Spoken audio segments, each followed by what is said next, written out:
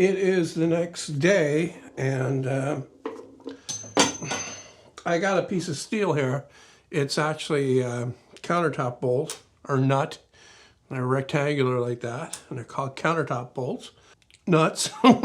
Anyway, I cut a little square of steel off to use as the key.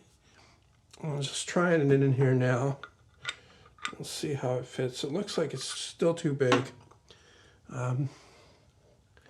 Be better if I had the actual key, but I just need to take a little bit off.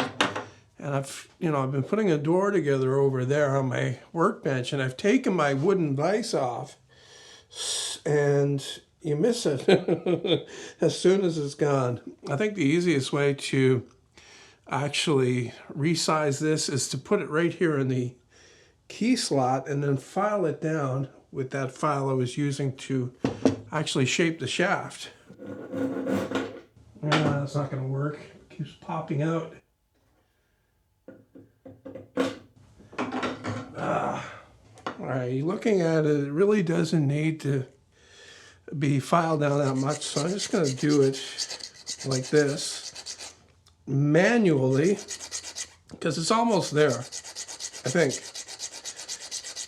Just a little bit of the old back and forth action. And if I could find my vice grips, I could hold it with the vice grips and then use my belt grinder or even the grinder here. But you know what? By the time I find those, I could have it done with the file here.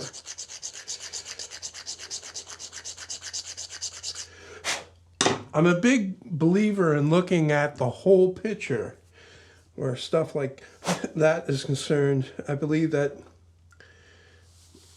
that's something else that you develop over time when you're working, is your ability to quickly assess how long something's going to take when you compare it to, going and trying to get, the so-called easier way. And if it doesn't fit after this filing session, I can safely say that I was wrong.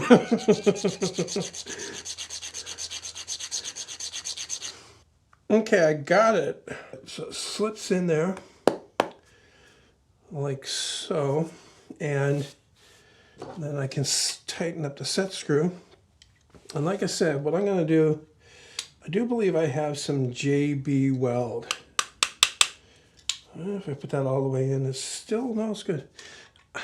I've got some JB weld, I do believe. And I think it's only about 12 years old, so it still might work. And I'm going to pour it in around there, because these threads that are on here, actually a nice snug fit in that 5/8 inch hole. So, and like I said before, there's not a whole lot of stress on this. This is, you don't have, the motor's not going to be hanging off this to tension it or anything. And the thing doesn't really have to be that tense. It doesn't have to be tensioned up, bar tight like that. So I got that done. I got a situation here. This bearing over here is good. Spins good. This one over here, however, sounds dry. I'll put it up to the mic so you can hear it better and shut up. So you can hear that, and there's a little bit of play there. Now, when I was using the planer last, that wasn't a problem. So I'm tempted to just leave it. I do have a bearing that I can replace it with.